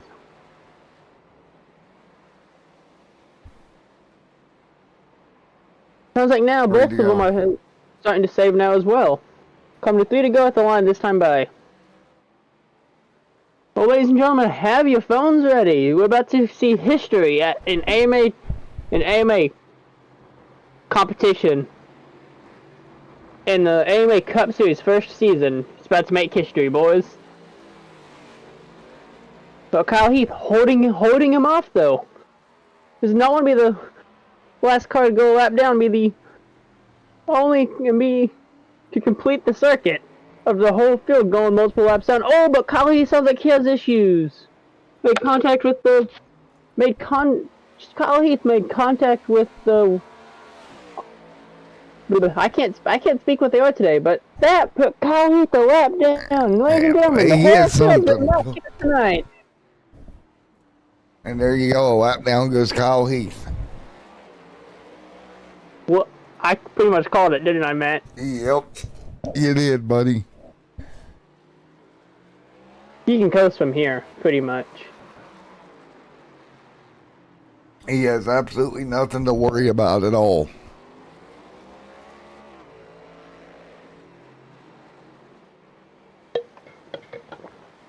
He doesn't have to worry about if he runs out of fuel or not, because Kyle Heath at this point would probably just push him. Yeah, and that's exactly it. You know, with 3 to go, that's all there's left here. 3. Oh, my leader, Allison's coming to pit road. Allison almost loses in pit road. It's not going to matter much. Kyle Heath, we unlapped himself. Yeah, but the lead he's got, it's not going to matter. He's still going to get the W tonight. He'll come down and top that car off. True, but at least we can say we witnessed AMA history tonight. Yep. He'll get back out there and get back at it for final 3. But he still has the top 3 are now all on the lead lap now. He still has a chance to put everybody. He still has a chance with the fresher tires now. He has a chance to put them both back a lap down again, though, too, man. Yep, there's Hodgins. There's Heath. Nice job. 2 to go. Well, Matt, at this point, it's pretty much safe to say. Go ahead and start getting all these Cup Series haulers out of here, bringing these Xfinity haulers, that way these Xfinity garages can start getting set up, am I right? Yes, sir. Getting ready for tomorrow night. And my hauler's already here, because I got special permission since I'm up here with you tonight. I had special permission to park my hauler early. Now, one hauler, while our Xfinity series is going on, I'll have me a hauler at Richmond as well for one of our Von Bollinger racing trucks. We'll have one of them at Richmond as well for another series that we run as well for the NASCAR iRacing qualifying series for Road to Pro. 2 to go this time by. Next time after we're 2 laps away from seeing the checkered flag moment here at Cota. 2 to go. Oh, turn 18 and 19 first, Matt. He's pretty much catching Hodgins and Kyle Heath pretty fast. So you can pretty much say that Heath and Hodgins might be both going a lap down before going back the lap down again before we see the checkered here, Matt. Yes, sir. They're starting to pull away a little bit now, too. 2 laps to go. 2 to go at Cota. So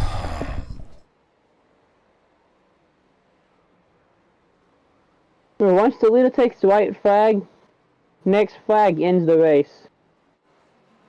Whether it be the caution flag, whether it be the checkered flag, the race will be official. And I think the overlay is froze. But that's going to be about it. Who cares at this point about the overlay, Matt? We already know, everyone at home already knows who won the race anyway. Go ahead, cue the graphic, first time AMA Cup Series, first time winner. 10-4, I'm staring at her, boys.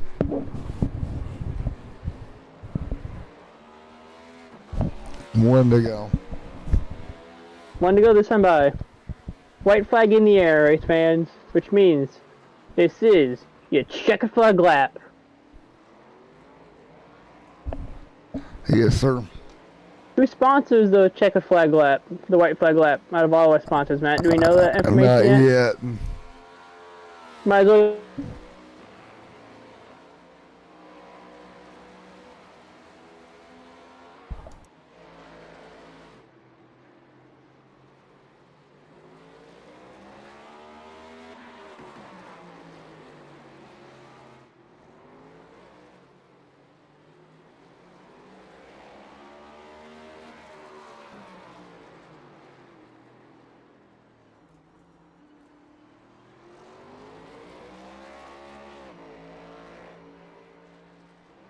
Coming out of turn 17, going to turn 18. Out of 17, going to 18.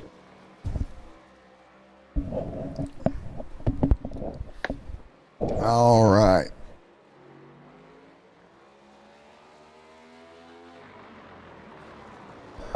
One freaking lap to Coming out of go. turn 20. Coming out of turn 20, and Allison will see the white flag. Next flag ends the race. Oh, hallelujah. Allison has a Overlay is froze, 2 minute but lead over Carl. Your top three finishers are Hodgins, Heath, and your winner is Kevin Allison. All he has to do is get back to the checkered flag first.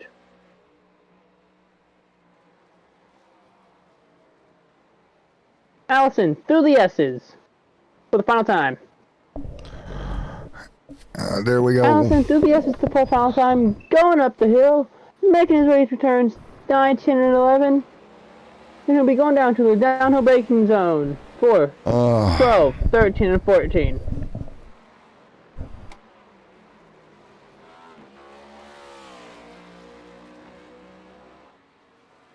Heavy braking zone going to turn 11 right now for the final time in turn 11. Here we go. It is going to be Allison for the final time. Calvin He is at turn 11. Allison. He's going to turn 12 and 13.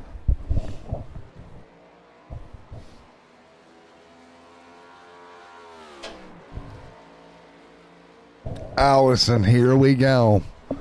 Calvin gonna pull it off. For the final time, he's going to turn 13 right now. For the final time. For the final time, going around the tall watchtower at Circuit of the Americas. There we go.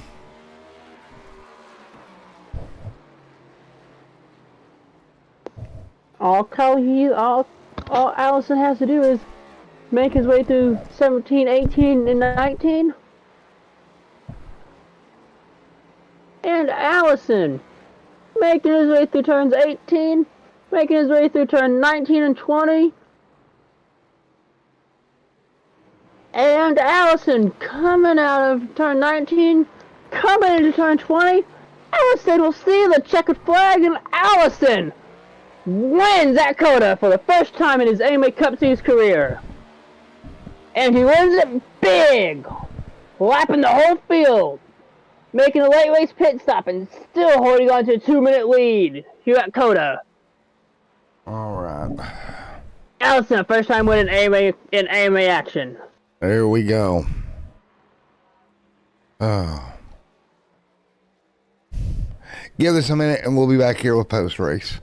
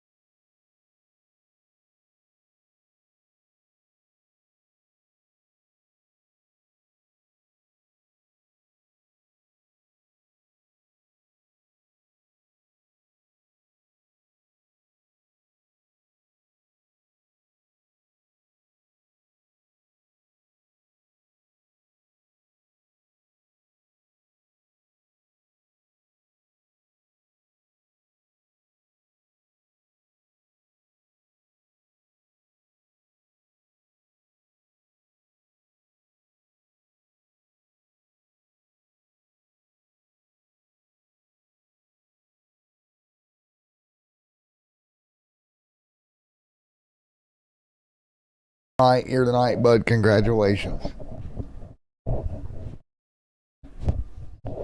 You got Easton. Yeah, you got me, buddy. Yeah. Congratulations, man. Dominant night here. Thank you. Thank you. Man, I don't even know what to ask you, man. You straight up dominated here tonight. That's just lots of practice. There you go. We go punch your ticket in to the playoffs here tonight, buddy. That's good news. Well, again, congratulations. Thank you for coming out as well, man. Anybody you'd like to thank?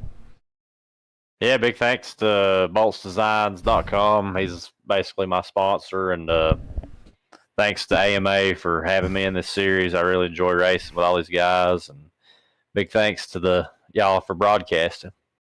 Yes, sir, man. Good job tonight, bud. Appreciate it. All right. Kyle Heath, you get a copy, buddy? Yeah, got a copy. All righty, man. You're going to wind up second here tonight, buddy. Yeah, that was a tough battle. I saved fuel at the end. I didn't know how it was going to go, but whoever won that race, man, they were on a rail. Yes, Plus, sir. I only had like maybe not even a full good lap of practice because I kept running off course. Yes, sir, man. Well, again, Kyle, great job P2 tonight, buddy. All right, thank you. All righty, Kyle. Congrats, buddy. All right, everybody. That's going to do it here. Thank you guys so much. We'll see you tomorrow night for Xfinity. Until then, stay safe, everyone. Have a great night.